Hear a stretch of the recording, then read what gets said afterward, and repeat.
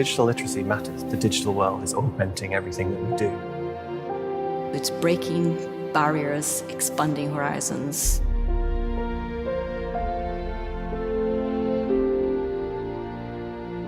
We're always driving at the forefront of technology. We believe with technology that everyone can do better.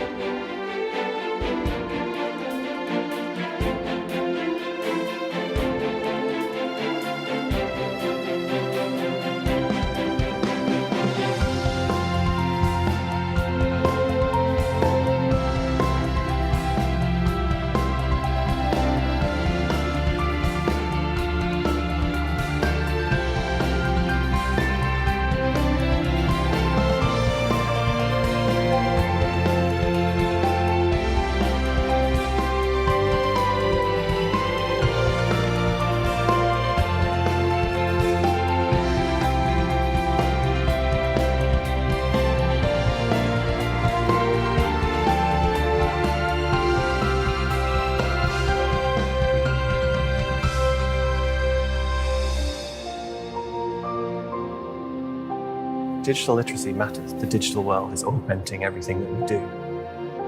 It's breaking barriers, expanding horizons.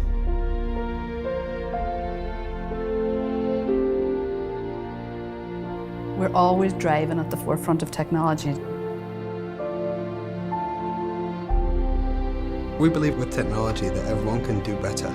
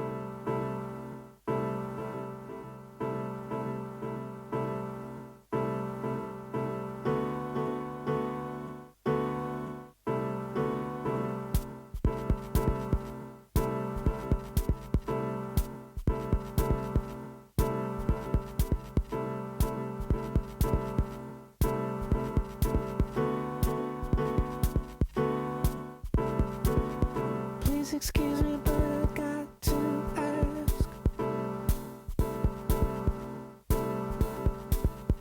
I only being nice because you want something. My fairy tale Arab princess. Be careful how you respond, 'cause you might end up in this song. I never gave you any encouragement, and it's to the end, to the end, to the end, to the end, to the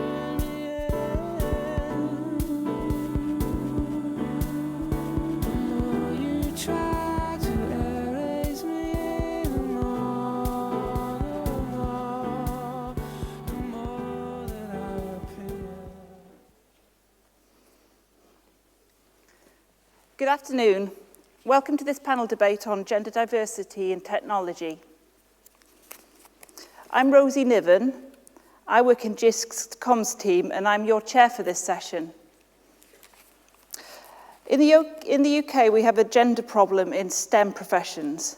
In core STEM occupations, men outnumber women by approximately 3 to 1. And within these occupations, women are often concentrated in lower paying admin roles. And that brings me to Siri, Alexa, and Cortana, all products designed to resemble women, even though Siri has a male voice in the UK. And if you were in the session this morning, the keynote, you saw a picture of Anne-Marie Maffeden with the male Siri,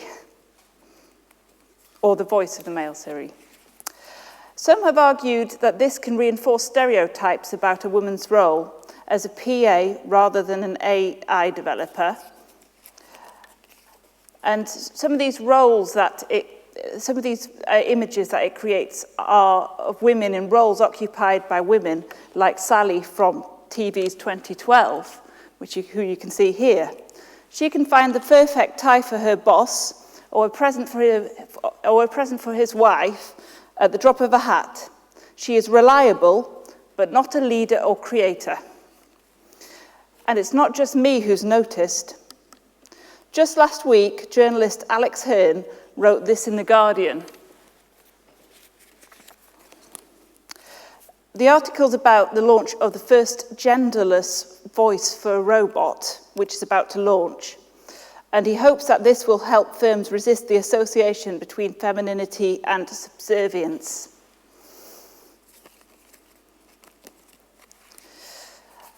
So we've assembled this panel to examine how we can fight sexist stereotypes in tech and improve gender diversity. So without further ado, I'd like to introduce our panel.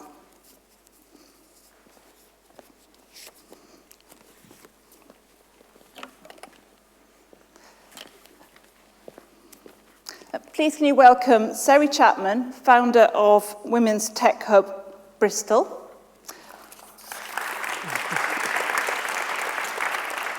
Miranda Mowbray, lecturer in the Faculty of Engineering from the University of Bristol.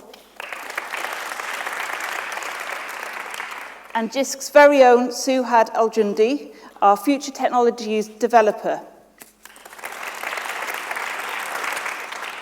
So I'm going to start by asking the panel to say a few words about themselves and how they ended up doing what they are doing now. And we're going to start with Suhad. Hi everyone, thanks Rosie for inviting me. I'm really glad to be here. My job role is actually a future technology developer. I get to look after the horizon scanning of emerging tech within a team in GISC. And we look at the emerging technologies and its application in education. My focus is actually on immersive technology, AR and VR, and other forms of emerging tech such as 3D printing I like the variety of things that I get to do within my job role, and I really enjoy that I have the space and opportunities to innovate and be creative, and really look at the technology from the critical point of view about how we can bring the best of it to education and research. Thank you. Siri. Right, my name's Siri. I'm actually an engineer. I've been engineering for 18 odd years now. I came into engineering, so it's electronics engineering, so it's silicon chips, pre-silicon automotive safety chips for powertrain. I don't work in that at the moment. I'm a consultant, and also I set up Women's Tech Hub. The reason that we set it up was because when I was a teenager, I was told I couldn't be an engineer. It wasn't a job for women. And apparently I'm still hearing stories like that coming around now, which is a bit sad. And then after spending years in catering management, I then decided that I was going to go back to university, and I went to do marketing and business and decided that I needed to know something about computers. So I went and did a computing foundation year, came top, and they forced me to do my degree in computing for real-time embedded systems. Women's Tech Hub came out of this because I helped out running Girl Geek Dinners, which we've got over 900 members in Bristol. We then decided that we needed to have a conversation with industry because they kept saying we haven't got women, and we didn't want to turn the Girl Geek Dinners into an advertising board. So that's what Women's Tech Hub does. And in fact, we're running a careers fair this weekend. So thank you. And Miranda. I got into mathematics because I had a great maths teacher at the age of 8 who showed me it was beautiful.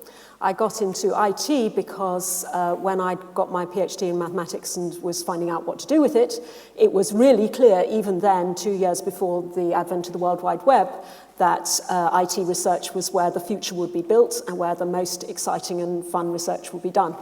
I spent most of my career in industry working in Hewlett-Packard labs. Amongst other things, I worked on AI. And then 2 years ago, I moved to the University of Bristol, where my topics are machine learning for cybersecurity and ethics of big data. And immediately after this panel, I'm going to give a talk on how to teach ethics for a digital world. Thank you. So we're going to start with the issue of female robots. We've got a host of questions, and the first one is about robots. Many consumer artificial intelligence products have female voices and, in some cases, names.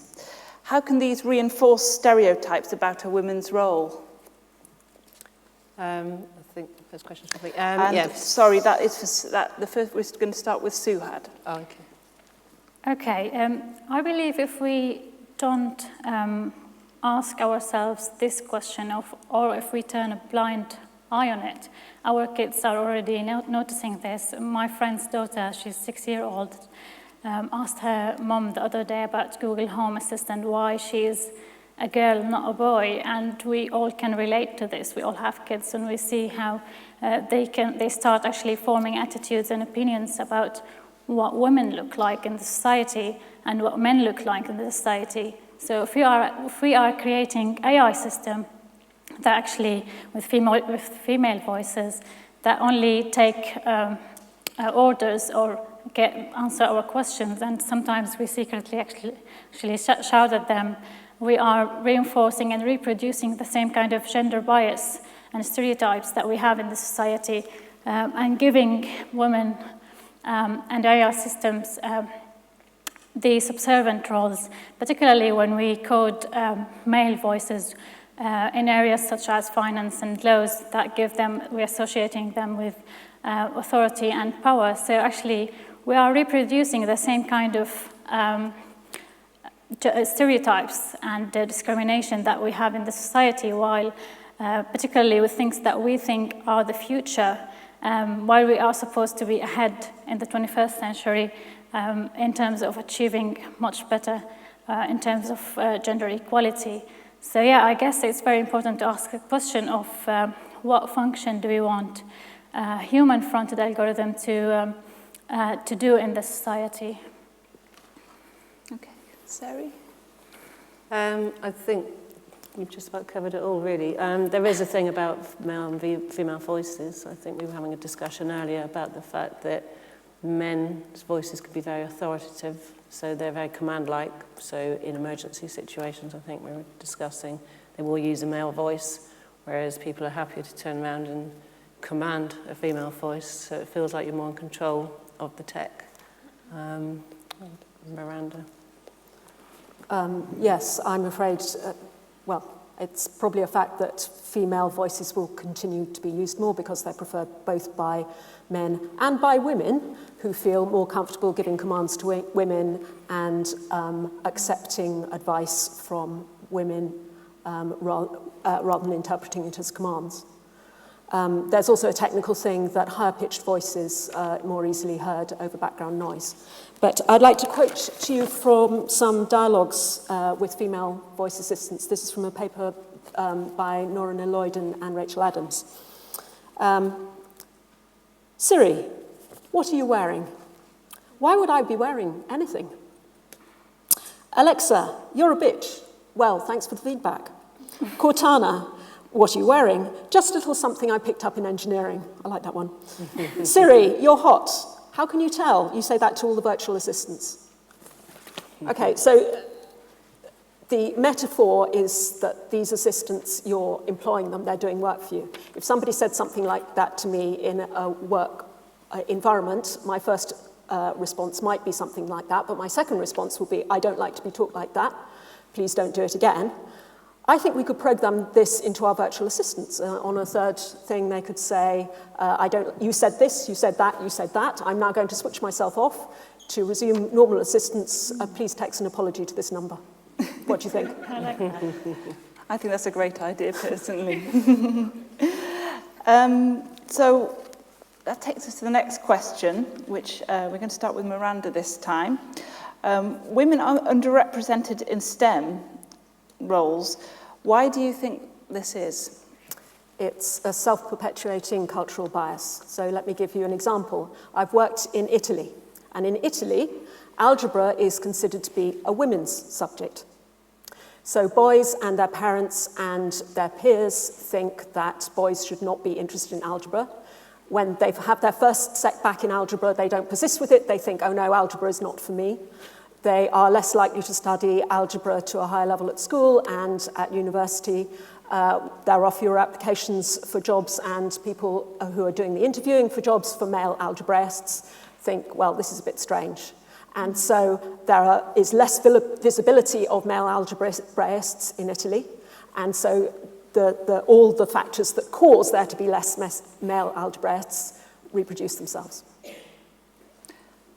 I think part of the problem is actually a historical one. So yeah, we are inheriting the unconscious bias, gender bias that we have is traveling from generation to another, and we end up as women actually underestimating our capabilities wherever we work, and at the same time male actually overestimating their capabilities, and that's actually contributing to the problem to worsen it in the society and in the workplace.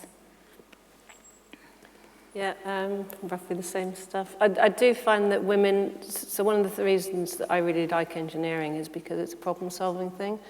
A lot of the sales about how great we are at programming and all this show-off type culture is all around gaming and stuff. And a lot of women don't perceive that to be very important. I mean, I get offered jobs to go make missiles and things, and I wouldn't do it because, to me, that's not a good, purposeful thing. I think we really, to actually encourage women, we need to see role models that are up there fixing things. I mean, one of Bristol Girlgate Dinner's members is Sammy Payne behind Open Bionics. So they thought of a great idea to do with 3D printing, which was to make prosthetic robotic arms for prosthetics, and did it with children and things. It was a great idea, but it was also something about doing good, and she's a great role model. So if you could actually turn around and show children on show, because we know it's being hit at a younger age, that actually really digital and tech is only about using something to solve a problem that you want to see solved. I think that could turn around and definitely help. So, Sarah, you've just mentioned a couple of ways we could make tech roles more appealing to women.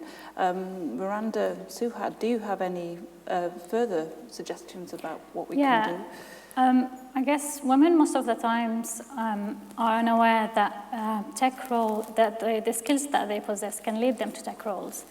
And that's because of the misconception that we have that only engineers and programmers are the ones who are doing tech roles. So it's very important to raise awareness and highlight the different tech roles that we have in the tech industry and the variety of things that you can do alongside coding, the more creative skills and problem solving, the design aspect of the tech roles that are actually also can be appealing to women. There's also another thing, it's never too late to get into tech because there's many different career pathways to get into the technology roles. For example, mine wasn't actually a typical one. I did not have a computer science background. I did a master in technology design and education. And I know so many females who are actually into tech and they pursued out of interest in research in, for example, robotics or a neural network, and they are working at deep learning teams and DeepMind. I know one of my friends is actually working on that area. So it's very important that we highlight these kind of examples to our younger generation and to women in general.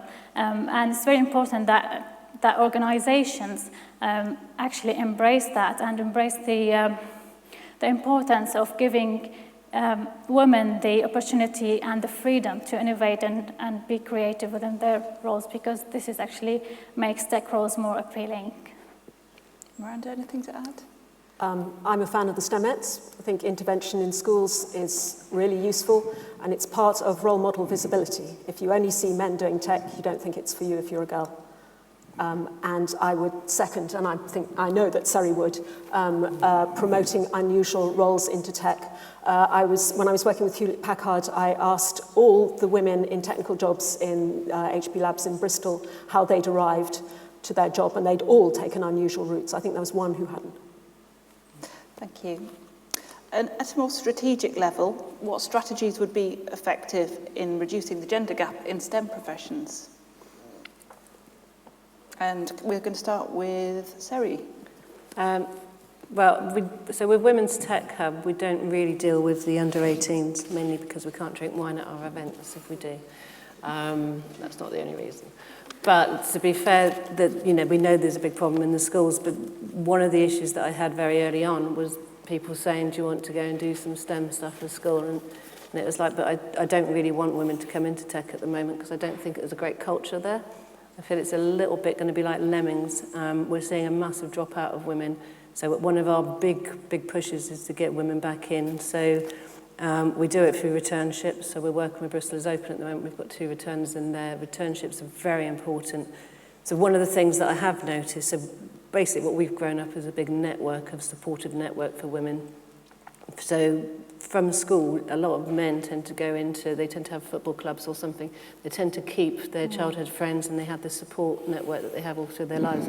Women, once they have children, they change their networks to suit the age of their children, because that's the parents that they meet. And if you've only got 10% engineers in there, you're very unlikely to meet any female friends at your school gate. So one of the things we're doing is really trying to get people reskilled in. A lot of women have been to me and said, I used to be into tech. And I always say, what did you do? English, art, or history? Normally it is one of those 3. And we just say, well, we can fix you. We can get you into a proper, really good degree. One of the incentives that we've just got DCMS backing for is the Women in Cyber Academy. So that's £10,000 worth of training internally in companies to do cyber training for women only, and especially aimed at returning women. There's an equivalent one in the West Midlands as well around pen testing. So basically the government have now put their hands in their pockets and said, we're going to support you. The tech skills shortage is there. You're going to have to let the women back in, I'd say. I was just laughing because you picked my 3 A levels there. Miranda. Support for women in industry. There was a meme that came around for International Women's Day, which was hire women, promote women, pay women, consult women, cite women. You could be doing all of those things, both men and women. Support for parents, that helps men as well. There are lots of things that you can do to make life a little bit less impossible for parents of young children. Imposter syndrome affects professional women, it affects professional men as well, but particularly women because they've been told all their life, especially if they're in a tech role, that they can't do it. And so when they're promoted, they think, oh no, actually I can't do it. So if you see a woman or a man who is saying, I feel completely out of my depth, I feel that I've been promoted by mistake, reassure them that it's completely normal and that they should take other people's word for their capabilities, not rely on their own judgment. So I'd really like to highlight something here. It's very important to also, whether when we train a young generation or within the workplace, that we implement the necessary tools actually that could help us understand each other realities in terms of females and male. So we all have different scenarios that we can point at within the workplace. And these are actually part of the problem that is, there is the unconscious bias, and we need to fight that kind of unconscious bias.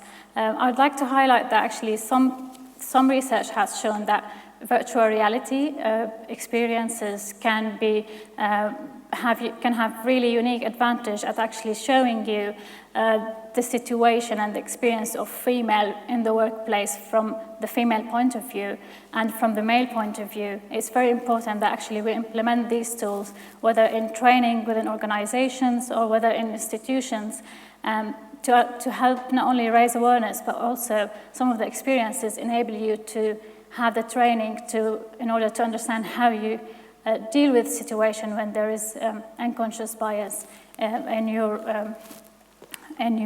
scenario. So it's very important that actually implement these tools and leverage them. I believe that technology and the change that is coming with it is actually inevitable, but it's our responsibility and in our decision how we steer the technology and in what kind of roles and knowledge we need to empower by these kind of tools within the society and within our institutions or the workplace. So I'd like to mention that we have a VR headset here that we might move around during the Q&A session. It's about a VR experience in the tech startup from the female point of view and from the male point of view. So you'll get the chance to have a go if you're interested. Okay, thank you. And you mentioned training. Does education have a role to play here, either at higher or further education level? Would you like to start, Siri? Well, definitely, because we're running a cyber academy. We're finding an awful lot of women going into the career late. So most people have a portfolio career nowadays. It's not a single career. And I've had a portfolio career, and I love it because it gives me a wider understanding of life. So one of the things, we always call it Bob. So Bob is your typical white male. If everything's built by Bob and made by Bob and thought about by Bob, and Bob's only ever talked to his mate Bob, and then you're only going to build things for Bob, and there's more people in the world than Bob. So you really have to consider the fact that actually people moving through different careers bring in transferable skill sets. You know, STEM is now STEAM over in the States because the arts are very inclusive in that. So retraining and reskilling throughout your life is something that I'd really, really suggest that we need to push into. And a lot of the MOOCs, which is the online free training that companies, that people like MIT and Stanford have put out free training on there, they're cheap enough and they're easy enough to get onto. One of the barriers that we're finding is a lot of the boot camps of about £10,000 for 3 months to retrain and reskill. We're getting pushback as well where people are saying, well, they haven't got a computer science degree. We're like, no, but they spent £45,000 on getting their art degree. And now you're telling them they can't come in. Why should they go and spend another £30,000 to turn around and look after them and their family? So I'm really behind the companies. You know, the tech skill shortages out there, the companies are desperately trying to fulfill these roles, pay for it, you know, put your money where your mouth is and actually start training up. Miranda?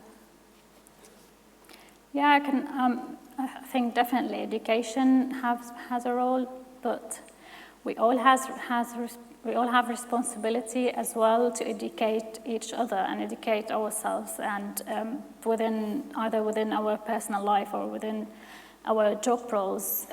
If we don't do anything, we're not actually, it's as if we are actually taking a negative position in the situation. So it's very important that we become proactive more in this kind of area and create these kind of women-led initiatives to support and bring awareness to the whole world, I guess. Thank you. That leads us quite nicely on to the next question. There's been some research which is highlighted in this article about the gender pay gap at universities, which suggests that there's a gender divide from a very early age in education when it comes to digital skills. This is all about a tendency for men to be earlier adopters compared with women when it comes to technology. It's claimed that this is harming women's promotion prospects and pay progression as jobs are increasingly reliant on digital skills. That's even in education. Can I start with Miranda in asking whether you recognise this perception from your experience? It's certainly true that on average, men and boys have more coding experience. That's certainly true. They get to play with a computer. But experience is different from aptitude. This is a very fast-moving field. And what matters is that you have the aptitude and you can learn fast, not how many years' experience that you have. And when I was doing interviewing for positions at Hewlett-Packard, I was much more interested in what a candidate had done in their spare time for fun, what they created, than how many courses they'd passed. I think this is also related to looking at people coming in from unusual routes. You don't look at, have they, yeah. Okay. Siri, would you like to... I'd also, right, another thing I'd say is digital skills is not just coding. There's a lot more involved as well, but we may come on to that later. That was what I was going to. Yeah, I agree with that, actually. It's very... I think the main problem that we are not offering women as well the same opportunities to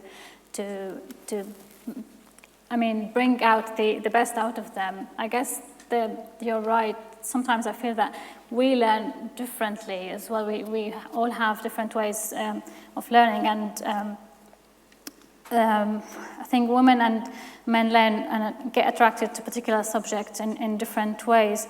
So we probably need to show women more role models and bring to enhance their self-esteem and confidence in this kind of area to fight against the unconscious bias. Yeah, I watched a programme, I don't know how many people watched it on BBC, which was No More Boys and Girls, which was a gender neutralising of children at school. And it was really interesting because the boys were given the problem-solving toys. That's why John Lewis has now neutralised, gender decoded their toys, because one of the things that I think really, really stuck out for me was the fact that obviously practice makes perfect. So if you spend your entire life solving problems from a very early age, then obviously you're going to be very confident with that. And you're going to have a confidence probably which is more than your actual skill set. It's just the confidence with familiarity. What was really sad on it was that the boys were given things that weren't vocalising. So actually by the age of 7, the only emotion that they could actually express or describe was anger. They didn't have, whereas girls have dolls, it's all about talking and communication. So I think it's there all the way through, and then what we get is a lack of confidence. So we get a lot of women who go, I'm just not techie enough, and we're like, you got a smartphone, can you switch it on? Right, that's it, that's digital skills for me. That's all I need to know, is that you can switch a smartphone on and answer it. Digital skills, like we were saying, there's lots of it. Basically, we're automating the coding. The coding is not the intelligent bit, the problem solving is. Okay, thank you.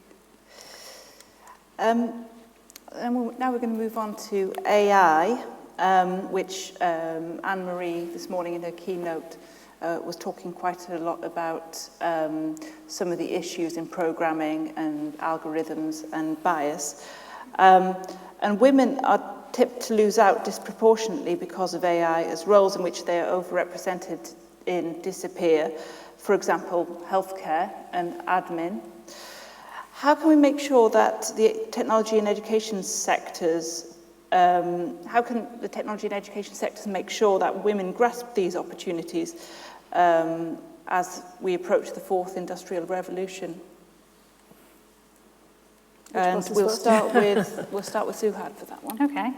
I'm actually a big fan of makers movement and in its potential in engaging the public and the communities in an informal way to get exposure to emerging technologies and try to solve problems and highlight for them these kind of adaptable STEM skills that they can use and keep reapplying in solving problems within real-world problems within a safe environment.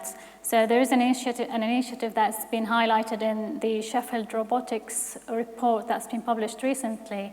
It's called the Fab Lab initiatives, and it's actually a highly successful collaborative model that encourage women in particular, but generally the young generation and people to in activities that actually upskill them and allow them to work alongside the intelligent machines to upskill these kind of the future workforce. So I believe this is actually can contribute a lot to what we can do.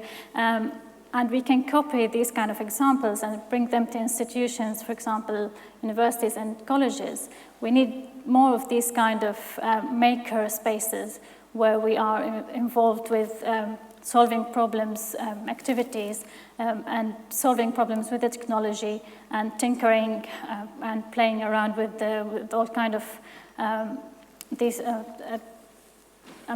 whatever kind of tools that we can have there to upskill not only students, but also our staff. And it's actually about providing them with a safe environment to experiment, try again, and fail in these kind of spaces. Sorry? We were having a talk about this earlier, and I was having a talk with somebody, and we both recently had talks about this. So a lot of the kickback at the moment is that the caring roles, such as the carers, who are very disproportionately underpaid, as is a lot of women's work, the kickback is that we don't think robots should be doing our caring in society. In reality, at the moment, it's a very inefficient service that we have. I've had a lot of women who are just reaching the peak of their industry, and they're not dropping out for childcare issues. So I've got them dropping out in their 30s for that. I've got them dropping out in their 50s to look after the elderly parents because it's very expensive. I think we can probably get past this and use AI to actually, so that actually the caring role becomes much more expensive to pay for a carer to be in, to turn around. And at the moment, I've got them going out and doing the shopping for their parents, making sure, looking after the household and trying to ensure that they're still allowed to stay at home because that's where they want to be. But then they're unable to do the shopping, they're unable to do everything else. We've got the ability to do all of that, and AI, we could link it all together and do the proper smart home, which means that you don't have to drop out, you don't have to go and visit somebody 3 times a week to check they're still alive, because the AI can be doing that for you. You just go down and do the actual caring role, and that caring role should be well paid, because it should be an expensive role for people to actually spend some time with people. I think that's where I'd like to see it going in the caring society. I only have a little to add to that. I've been talking with a carer recently about what parts of her job she would like automated and what parts of her job she thinks should be left to a human being, and you can separate them. But I would say, why do we think that as soon as technology comes in, women can't do these roles? We all operate, I don't know, washing machines. That's a very techie job. And I imagine operating the AI care robot, the most obvious person to do it will be the person who is already caring. I'd also like to see more men caring, but that's another story. Thank you. Suhad? Anything to add? Yeah, I've answered that. Yeah. Okay. You started with me, I guess. Yeah. Okay. Okay. So I've got a follow-up question to that. Sexism in computer systems is often learned from programmers themselves or from source material on the internet. How can we tackle this? And we'll start with Siri. Basically, it's representative of society. In reality, we need to cut out sexism in society because any AI that we're going to do is going to reflect exactly what we've got in society at the moment. We could actually use it to hopefully bias it away from the sexism, but we'd need to do some algorithmic weighting, really. We need to actually weight it against it. I mean, there's a lot of initiatives now coming in which are actually specifically looking for the biases that are out there. In reality, a lot of things don't look like biases because we're seeing them in everyday society, and I think, you know, this is going to have to be thought about much more cleverly by people who do AI. Thank you. Thank you for that. Sure. So the course that I'm teaching of computer science in society, one of the lectures that I do is precisely on ethical issues in AI and ways of getting rid of bias. We've also just got funding for a new PhD in interactive AI. So if any of you know somebody who can code and do maths and would like a PhD in AI, come and talk with me. And a cross-cutting theme of that will be responsible AI, which will include techniques to get rid of bias in to notice and mitigate bias in your computing. And the idea is that we will train up AI ambassadors who will then go into the industries and teach other people to do this and make sure that the industries of the future have code which is not biased in the same way. And that's one of the ethical issues we're looking at. So Kevin Kelly, in his book, The Inevitable, said, "We are morphing so fast that our ability to invent new things outpace our rate to civilize them." And I guess it's not only important to talk about how the problem happened, but also how quickly it's spreading all over the world. So it reached to a point where we can't actually minimize even the impact of it on the society. So it's very important to start early before we develop and produce products and new technologies and develop this kind of regulations and code of ethics that will be very essential in every kind of area. So that's one thing I'd like to highlight, but it's also, there is a responsibility on programmers and coders who usually don't look at things that's from the bigger picture. They usually are more focused on coding and doing their job. So I'd like them to consider a few questions when they start building things. First one: what if what you build has become popular and everyone in the world is using it? That's the first one. The second one: how it will infiltrate our lives. And the third question is who will be left out? So these are three important questions that I feel. They are actually proposed by a researcher in ethics. I'm not sure about her name, but I can tweet that. She has done really interesting research about ethics in AI in particular. So really interesting points of view from her. If it's not Kate Crawford, I recommend Kate Crawford. Oh, cool. Yeah, look at that. There's lots of great work on AI ethics, and for some reason that I don't really understand, it seems to be mainly women working in this. Ben Byford does as well. He does. Yeah, he Ben does a Byford, lot of I've been on his podcasts. podcast. He's brilliant. Yeah, he's great, yeah. And I've been reading about some academics who've been arguing that AI companies should be regulated like architects. Yeah. As architects are regulated to make sure that buildings are safe, so should AI companies to make sure they follow ethical codes and safe practice. Is that something that you can see working? I'll start with Siri.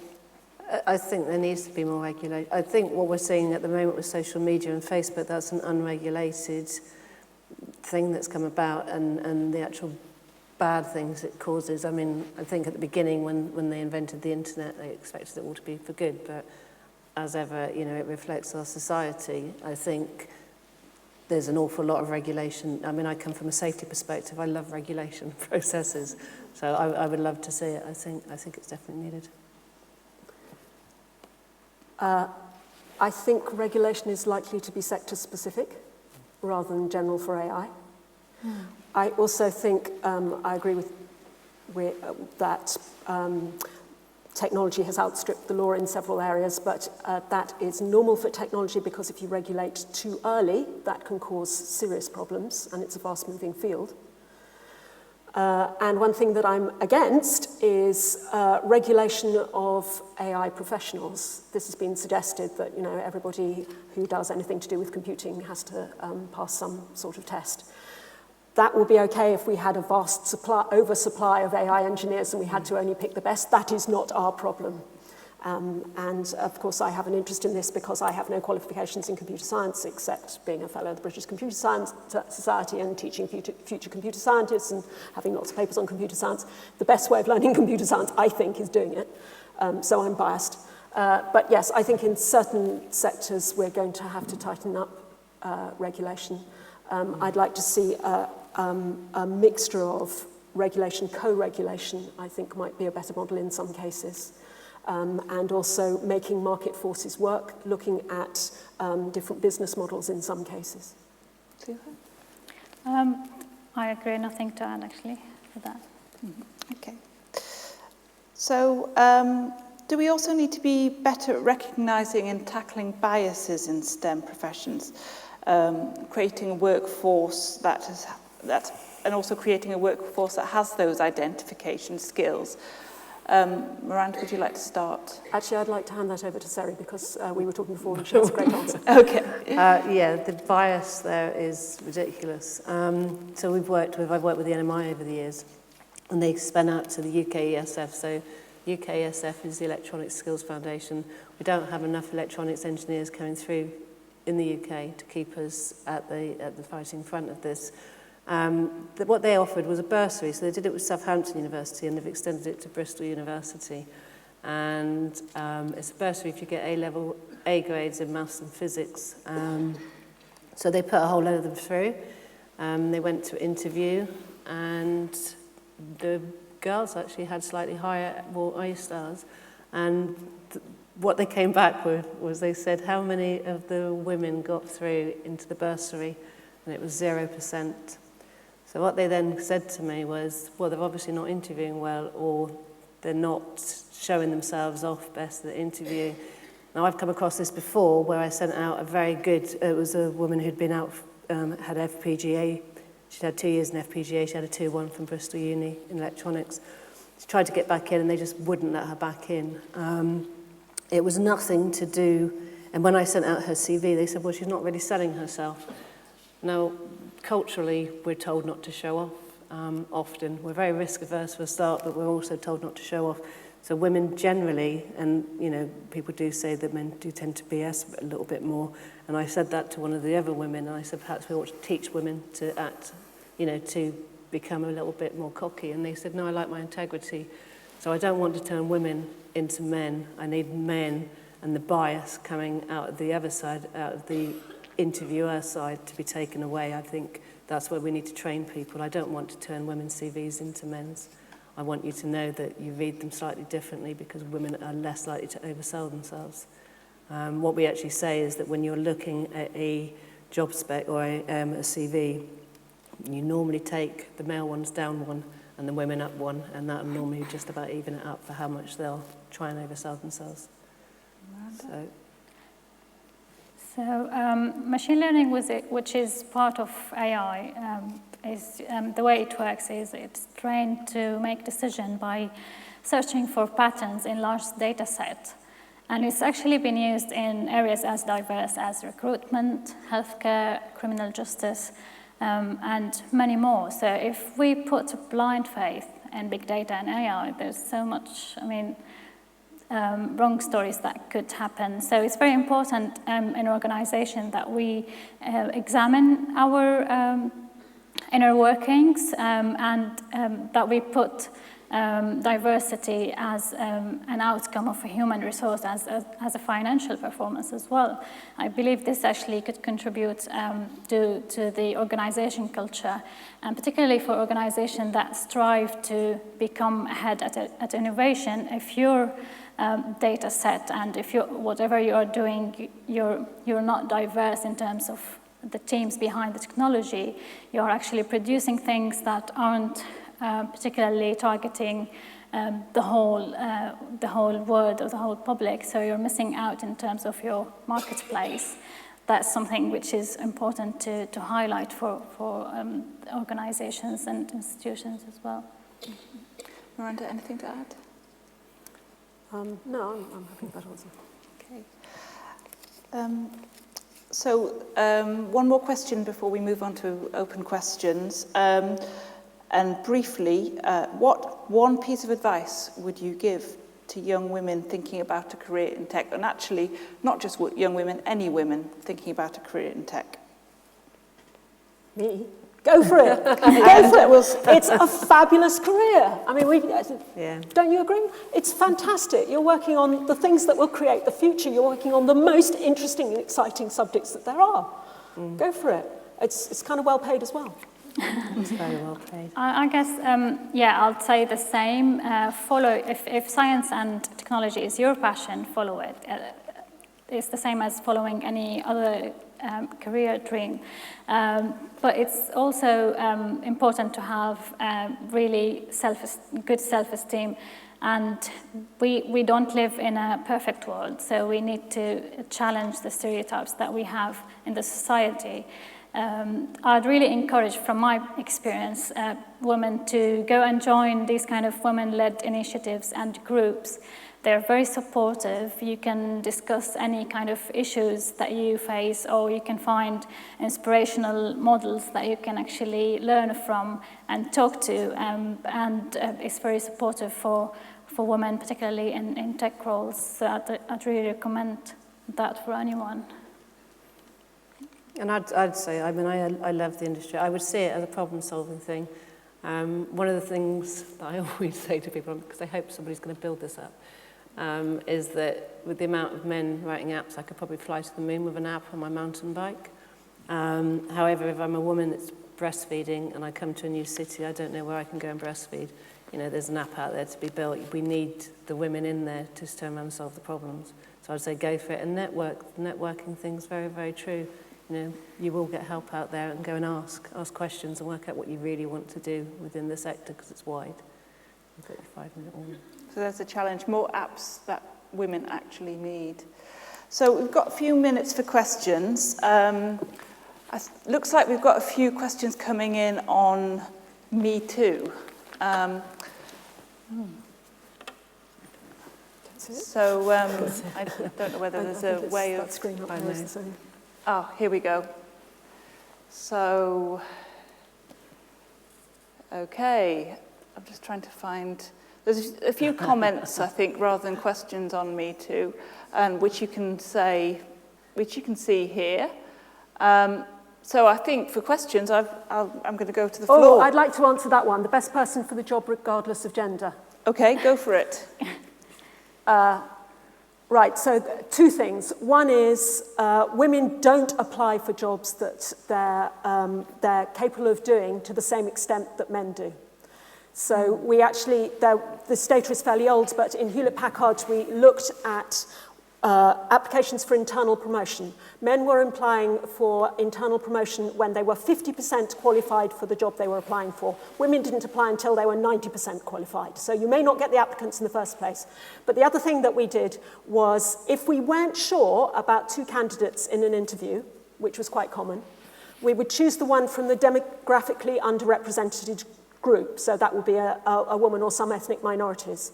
And through decades of doing this, I've seen the people who were selected in that way. They had some of the highest performing people in the whole multinational. And they hadn't come across, obviously, as the best person in an interview. So the best person for the job, it may not be obvious. And Sari, would you like to So we're doing this so that you select the best person for the job, right? Yeah. Well, it's interesting because I went to CogX last year, and I can't remember who was the speaker, and basically what they've had to do, because it comes down to the CVs, underselling yourself and everything else, they were actually weighting it. So what they did is they put 50-50 women and men through, and they still went for the men because it looked like Bob. But in the end, what they did is they biased it, and then said, well, put the next 20 through. And actually, out of those next 20, they were some of the best. So it's the same thing. When you actually bias it the other way, you will find some diamonds in there. Oh, I want to answer all of these. I'd like to answer the last one. For a panel discussion, gender imbalance, would it not be better to have a more representative panel? Doesn't changing perceptions require men to actively engage in the discussion rather than being marginalized? Yes, I agree with that. Yeah. But also look at the people who are actually attending the panel. It's mostly women. So it's not just the panel, but also how can we ask more men to attend these kind of sessions? How can we need the help encourage them? from men, absolutely. Somebody said, I don't want to be known as a woman in tech, I want to be known as an engineer. Me too. Yeah. In order to make that happen, we have to do the things we're talking about. And I quite like the question, are female robots really an issue? And actually, one of the questions I was going to ask was, does this matter? And they've gone to say, is the issue not with people who see an AI assistant as a subservient female rather than a female voice who is hugely knowledgeable? That is a good point. I don't know if the panel have anything to add to that.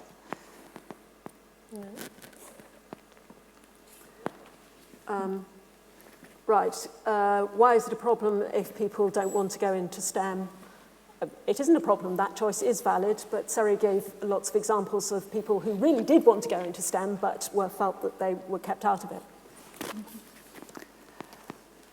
Yeah, a generalisation of male versus female, sorry, that is true. There are pushy women as well, yeah. Yeah, most of the things that we do say are generalisations, because I think one of the things that everybody tells me is that women would only go for things that they're 90% relevant for. I've just said that, yeah. Yeah, but in reality, I looked up, there was some proper research on that, and it was a bias towards women on that. I would say there was something like 40% of men were the same. It was more like 70% of women. Another thing we're saying in industry really heavily is that men are very quickly becoming consultants or contractors and earning an awful lot more money. Took me 16 years to go out as a consultant. I've got my friend, I've just pushed her into being a consultant and earning better money and to have that confidence, and it's taken her 30 years. Whereas we're finding men going through it at the moment and becoming consultants quite early on. Now, that might be a generalisation because we've got more men out there, but in reality we are seeing this, it's more of the risk averseness, I would say, with the women on this, as well as the confidence. Okay, I think we're going to have to finish there, unfortunately, because we've got another session in here in a few minutes. So sorry that we couldn't get to any questions from the floor. Can we thank the panel in the usual way, please?